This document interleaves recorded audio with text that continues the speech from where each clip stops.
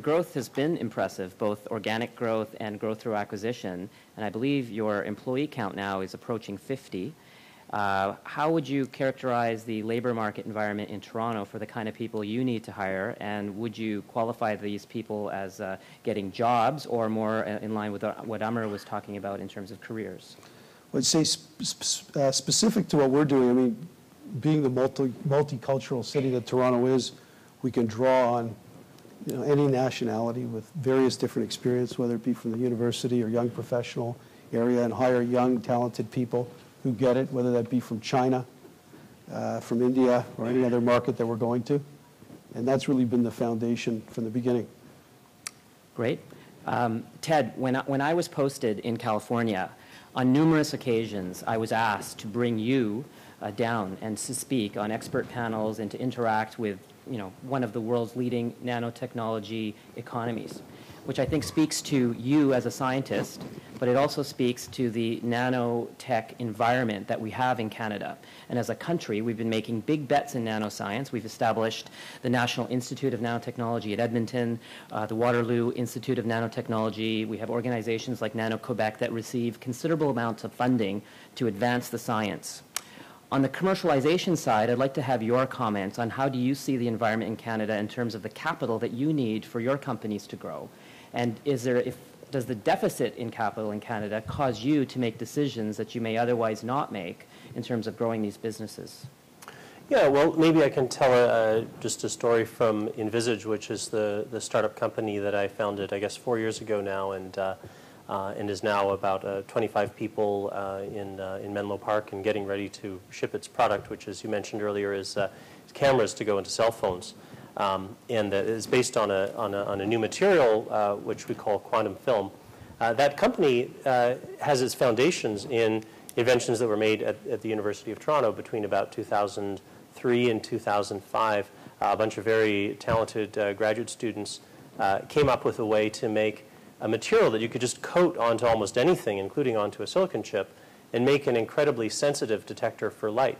And then we built the company in its initial stages in MaRS. We incubated in this building a couple of floors up, had a fantastic experience there.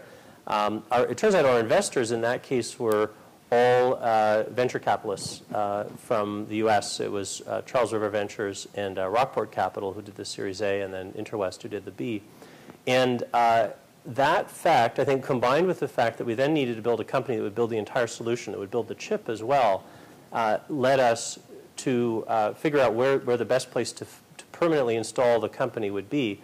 And it turned out the Bay Area in California was the best place to have people who already had experience designing the specific kind of image sensor chips that we at Envisage are making. So that's a case where there was some terrific Canadian innovation. There were some incredibly motivated entrepreneurial graduate students who went on to work with us to build that company in the early days. But you need to go where the directly relevant expertise and the capital are. And so in that case, we ended up finishing building that company in California, and it's doing extremely well there.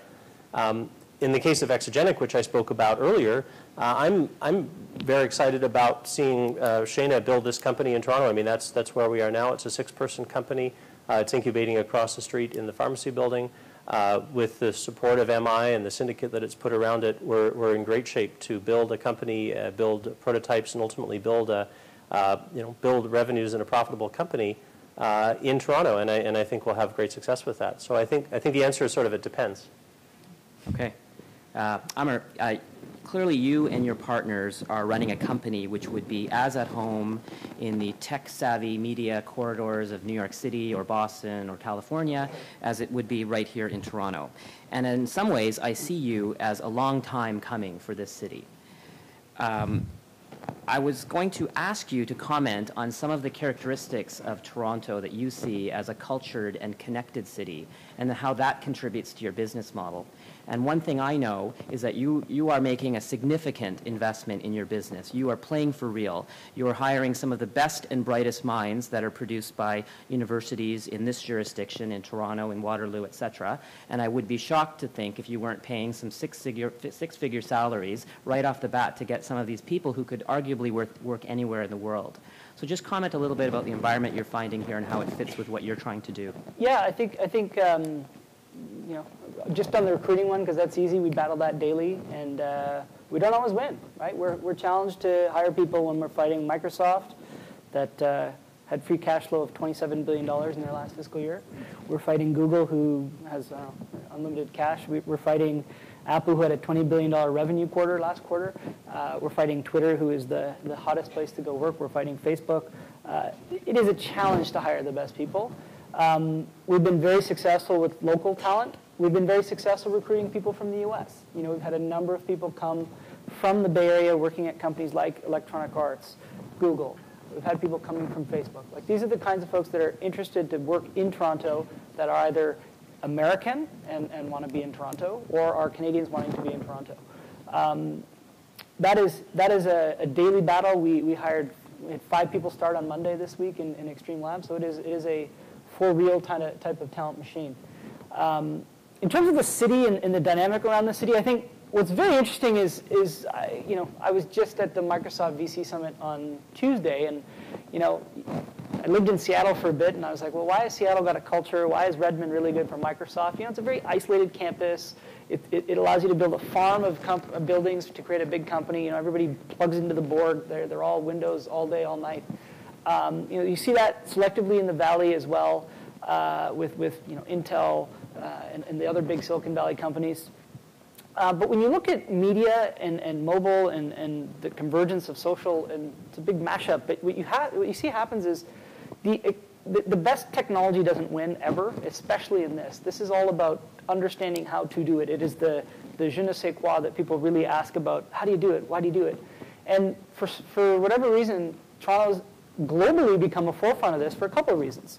You know, very few cities around the world, and I don't think we all appreciate this, have, you know, a financial capital, a government capital, publishing capital, a thriving movie business capital, a team with real sports and a bunch of different leagues, a very populated workforce of talented engineering and computer science and business, and there's just a melange of eclecticness that's come together for social media, we'll call it the new media, that has enabled us to really forge ahead much quicker than even cities like New York that should be 10 times ahead of us. And it's not just our company. There's example after example of companies in this city alone that are hitting it out of the park. Great. I think we might have time for one question, maybe two. If there's a question from the audience, I'd be happy to take it.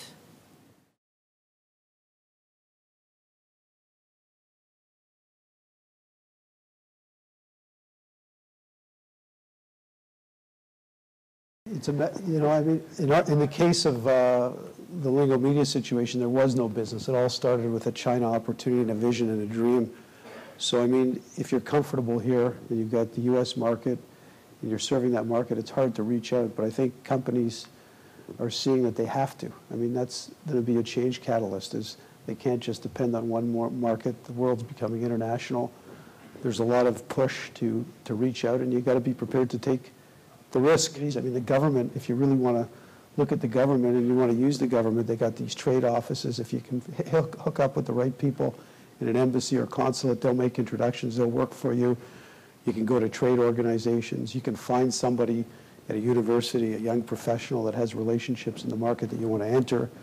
You can get them on board. So there's, you know, that market entry strategy needs a number of different factors. But if you put them in place, you can do it economically. You don't have to spend a fortune. You know, you're going to have to take a trip and dip your toe in the water, but ultimately it can be done. I think more and more we're seeing, you know, we need to rely on the export markets, and companies are starting to, because they have to, look abroad and expand abroad, whether it be in terms of sourcing manufacturing or exporting finished products or goods or services. So the trend is to go that way, and it'll continue. People find a way and a means of making it happen. I'll add the other side of the coin. The challenges facing a lot of the companies we interact with is most of their business is referral driven, and unlike the Americans, we're not as good as marketing and telling our story. And if there's anybody in the room, please raise their hand. I'll come see you after this panel because I need your help. It is a big problem. I think we're right on time, so we should end the panel. I'll just say that I think what speaks to the success of your businesses and what strikes me is that the three of you are as internationally oriented in your lives as your underlying companies are, and I think those companies gain success because of your outlook and your ability to attract capital and to co-locate businesses and grow businesses that are really here to serve the world. So with that, I'd like to thank the panel. I'll turn it back to Senator Grafstein, who I think we're going right into another panel, so we'll get these microphones off. And thank you very much. A hand for the panel.